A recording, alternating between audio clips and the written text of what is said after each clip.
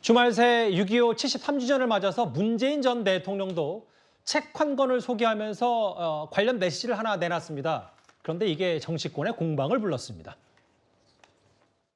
나라가 튼튼해지고 국방력이 강화되어야 할 필요성을 다시 한 번 더 느꼈습니다.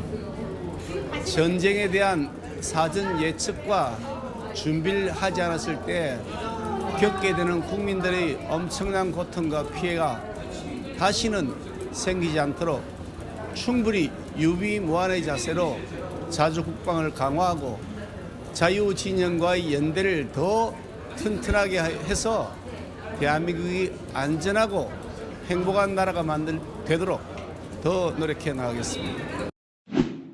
윤석열 정부 또한 한반도의 군사적 긴장감을 높이는 데 동조하고 있습니다. 외교적 노력을 통해 남북 관계를 관리하기를 바랍니다. 양당 원론적인 논평 같지만 좀 뉘앙스가 달라서요. 근데 특히 문재인 전 대통령이 어제 본인 SNS에 책 1950 미중 전쟁이라는 한 권의 책을 소개했는데 이것 때문에 모두 국민의힘이 여러 얘기도 좀 있는 것 같아요. 자, 일단 우선 정말 65만 명에 달하는 희생자가 났던 그 우리 6.25 전쟁 날입니다. 그렇다면 전직 대통령이 가장 우선적으로 해야 될 것은 정말 전쟁 때문에 숨져갔던 우리 순국 연령들에 대해서 애도를 표하는 게 가장 우선적인 일 아니겠습니까? 그리고 또 이분들에 대한 보훈의 어떤 정신들을 강조하는 게 저는 전직 대통령으로서 당연히 해야 될 일이라고 생각이 드는데 저는 저 내용을 보면서 정말 놀랍고 정말 실망스러웠습니다.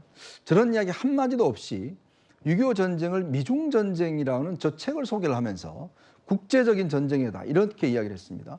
그렇다면 6.25 전쟁이 미중 전쟁이면 당시에 동원됐던 전쟁을 했던 우리 국민들, 우리 순국 열사들은 뭐가 된다는 이야기입니까? 저 사람들의 전쟁에 이용됐다는 이야기밖에 되지 않지 않습니까? 더군다나 80년대에 브루스 커밍스라는 시카고대 교수가 이 한국 전쟁의 기원을 통해서 수정주의론을 이야기를 했어요. 예.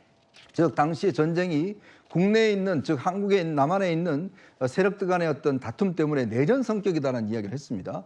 그런데 1994년도에 당시에 옐친 대통령이 그 러시아와 수교하면서 당시 김영삼 대통령에게 당시 공개되지 않았던 미공개 문서들을 다 넘겨줬습니다. 그 문건에 보면 6.25 전쟁은 스탈린의 어떤 사주에 의해서 김일성이 일으킨 전쟁이라는 게 명확하게 명시가 되어 있습니다.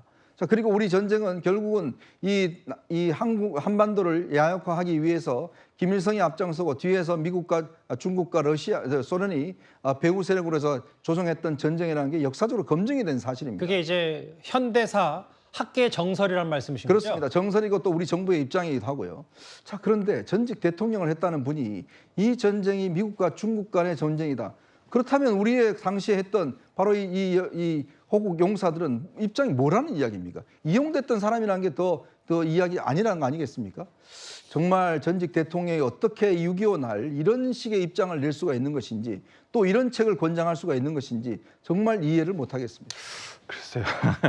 저도 한번 책을 한번 읽어봐야 되겠는데 이거 관련한 저도 요즘에 뭐 유튜브 보니까 과거에 몇 년 전에 KBS에서 만들었던 다큐멘터리는 이제 굉장히 많이 뜨더라고요. 예. 알고리즘이 6.25라서 그런지 모르겠는데 거기서 보면 지금 그 문 대통령이 얘기를 하고 싶은 게 아까 동족 산잔의 비극을 막아야 된다라고 얘기를 하고 있지 않습니까? 그러니까 6.25에 대한 평가와 본인이 현직에 계실 때 충분히 이런 내용들을 추모하고 그랬다고 생각합니다. 그러나 책을 소개하는 자리에서 예. 어찌 보면 당연히 북한의 북침이죠. 김일성의 야욕이 드러낸 북침인데 이것을 국제적인 시각에서 한번 본 것 같아요. 당시에 분명하게 김일성이 당시에 모택동이라든지 그다음에 스탈린이라든지 이런 요청한 부분들이 있어요. 그리고 중국이나 당시 소련에서 미국과의 확전이 일어나지 않는다는 판단이 들었기 때문에 국제적인 이런 내용을 가지고 아마 저는 소개를 했다고 생각을 하고요. 이거에 대한 어떤 그러니까 우리가 지금까지는 남북 관계에 있어서만 어떤 6.25 전쟁을 바라봤다면 또 당시에는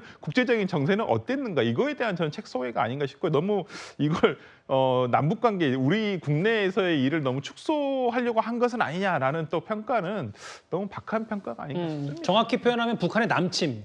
제가 그렇게 수정하겠습니다. 아까 북침이라고 말씀하셔서. 근데 하필 예. 이날 6.25 날 과연 이런 이야기를 해야 될까요?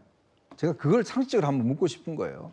정말 6.25 날 많은 지금 우리가 그 장면 보셨지 않습니까? 저 이 6.25 기념식에서 많은 이 영령들이 정말 숨져갔던 동료들을 생각하면서 눈물 지었던 장면들 봤지 않습니까? 예.